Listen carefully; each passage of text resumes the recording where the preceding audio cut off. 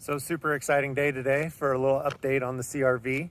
My buddy Freeman and I are going to head up to PFI in order to pick it up. So interested to see what kind of power it made and find out what other tips and tricks that they may have for us in order to make it a better performance if need be. So stay tuned for this video to continue on with the more updates. Oh snap, she made it back from the drive. So basically 111 miles and she drove great. I will say that it ran a little hotter than what I was expecting while cruising on the highway. But overall, I'm very happy with it. The tune was really well done by PFI. The guys there took really great care of me. Finished up some of the wiring that I just wasn't comfortable with, and I'm glad I didn't, because I was, going to route it per the directions. And so, so overall it did great. It made 340 horsepower on E85, and they said they had to stop going up in the tune because the clutch that is on there actually started slipping. So I'll have to get a heavier clutch next time. This one was a stage 2, so I'm gonna have to go with the stage 4 evidently.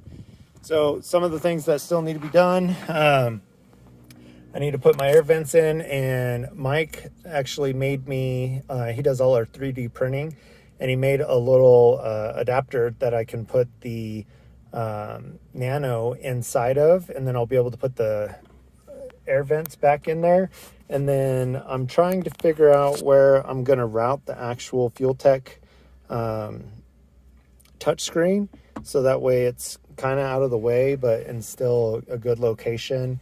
You can see that it has quite the assortment of wires that we have to then figure out how to route as well. So I hate just cutting into the dash, but I might have to do something similar, or maybe I was thinking even putting it down here. I just would give up this little like storage bin, and then that way the cut would be down here. I could route the wires through the dash and everything, and then just be able to clean everything up. I need to take the OEM ECU out of there, and then that way I can put the boom slang terminal junction right there and put that up and tuck it all nice, put all the panels back on. And yeah, so super excited. It shows the 6-speed, but it's not, it's just the 5-speed. I just like the knob from the S2000. So pump gas, it made 250, E85 340. Very excited for it, and she's a little cold-blooded when it goes to start. So let me go ahead and pause this video. I'll get it running and let you hear it. All right, so it's got the data logger. It's already full, just from the drive back from Denver yesterday. It's all touchscreen. Everything's nice and easy to read. Very user-friendly, so I'm glad for that. It's the Fuel Tech 550. So a couple things that they had mentioned over at PFI is that I need to get a restrictor valve for the line going into the turbo, because I do get some smoke. And then one of the things that said the reason that it doesn't run or doesn't start immediately is because of the signal coming off of running a distributor is a little bit different. So they would like to see a coil on plug conversion. So might be looking into that here in the future. But yeah, so far so good, man.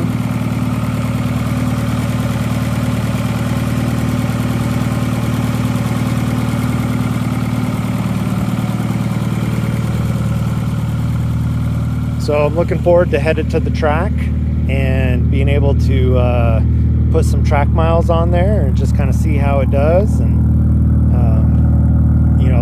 3-inch exhaust sounds really good on this one. I really like it. It's not terrible.